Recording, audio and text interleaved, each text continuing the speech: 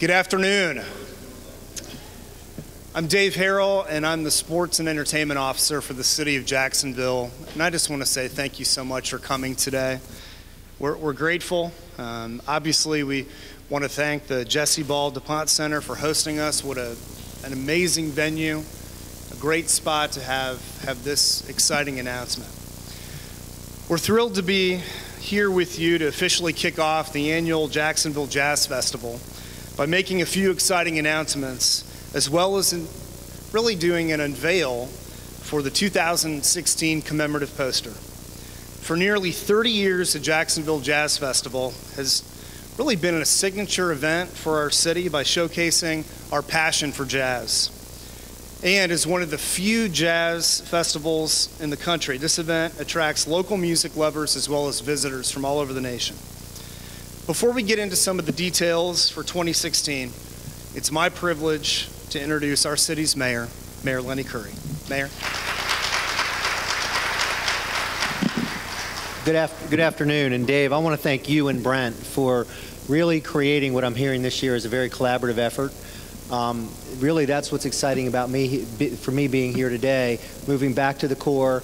I understand that we've been working with local businesses in the area, and just with those of you that are here today, there appears to be real interest and excitement around it. So I think it's a really positive move, not only for this year, but for the years ahead, and something that will honor what this over 3-decade event has meant to Jacksonville this year and in the years ahead. So I would just say, have a festive time. We're going to make it a wonderful weekend, and mark your calendars for Memorial Day, May 26th through the 29th, for a fun, family-friendly, free, I'll say it again, free street festival. Thank you.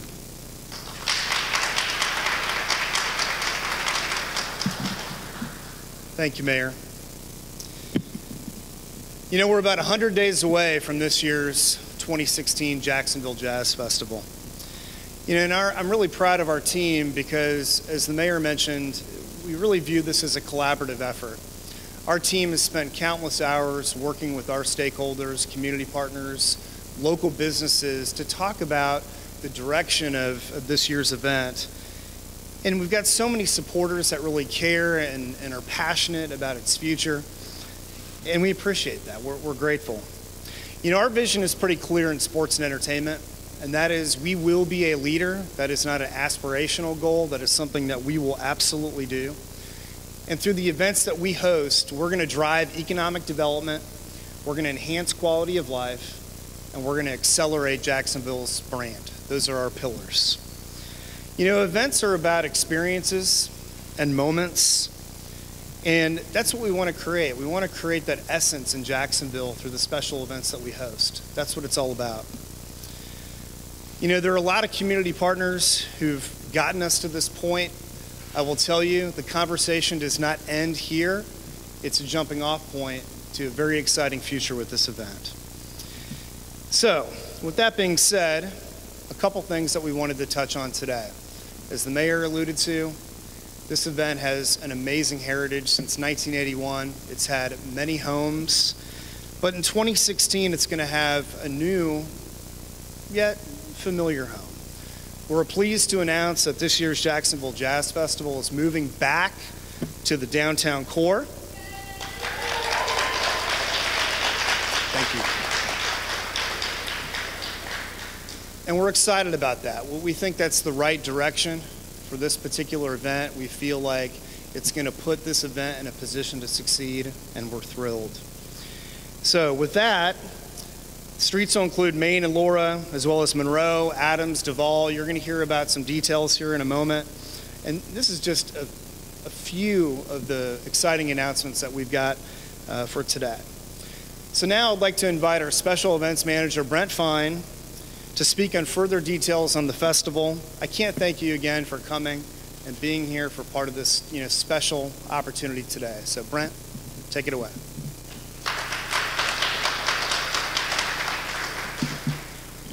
Thank you, Dave. As you all will continue to see today, our goal this year is to reinvigorate the festival. This started with the 2016 commemorative poster, which was commissioned through a review of portfolio submissions. Jacksonville illustrator and designer Karen Kuricki was selected to create this year's poster, which embodies the renewal we are looking to inject into this event. Karen is well known and admired in our community. She has served as the president of Jacksonville's AIGA chapter and has worked with clients such as the Washington Post, the Jacksonville Jaguars, Nike, and McDonald's. If I can have Mayor Curry and Karen Kuricki join Dave up here for the unveiling of the poster.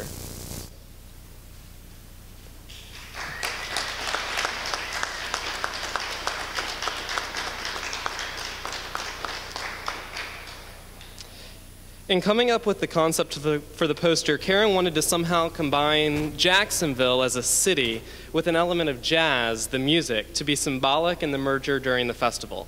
Karen chose bright, vibrant colors to represent the energy and atmosphere the event brings to the city. Like jazz, which can be quite unpredictable, she worked in watercolor, a medium that often surprises the artist in how colors interact with each other while drawing. Thank you, Karen, for giving us such an amazing piece of art to add to the Jacksonville Jazz Festival collection. And as Dave mentioned, the Jacksonville Jazz Festival will return to the core during Memorial Day weekend, May 26th through the 29th. There will be 3 stages: the swingin' stage, which is presented again this year by the Jacksonville Aviation Authority, which will be right out here in the Burrito Gallery parking lot at the corner of Main and Adams. There will also be the Groovin' stage, which is going to be located in Hemming Park, and the Breezin' stage, which is going to be located at the Jacksonville Landing. We will feature performances by John Batiste and Stay Human, who is currently the house band for The Late Show with Stephen Colbert. We'll have Snarky Puppy, Yellow Jackets, Surreal, Amé, the Dizzy Gillespie Band, and Afro-Cuban Experience, with Generation Next featuring Nicholas Cole, LeBron, Lynn Roundtree, and many more to come. As always, the festival will kick off with a Jacksonville piano competition presented by Keyboard Connection on Thursday, May 26th at the Florida Theater. 5 finalists from across the nation are going to compete for a $3,500 cash prize and the opportunity to perform during the festival. Tickets for this event will go on sale this Friday. We also have made some updates to a few other festival components. The Jazz Marketplace, formerly known as Art in the Heart, will feature local artists, makers, vendors, intermingling with existing downtown establishments.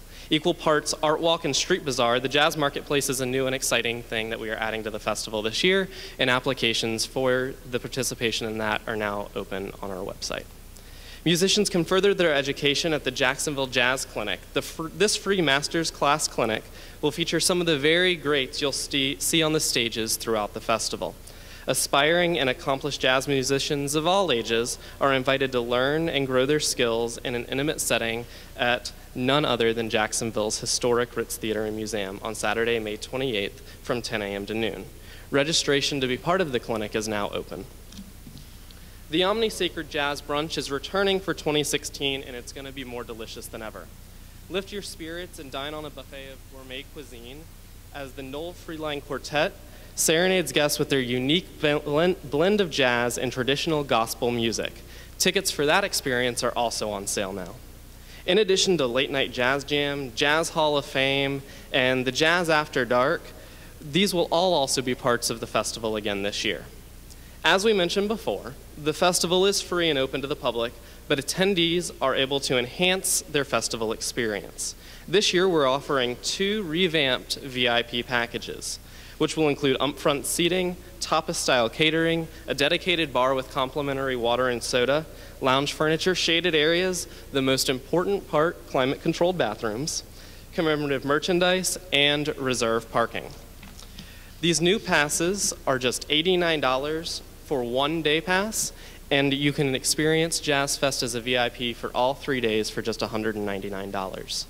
There's also new drink packages available for VIP pass holders. You can enjoy 1 day of unlimited beer and wine for only $39 in addition to your VIP pass, and you can add unlimited beer and wine to your entire 3-day VIP experience for only $89.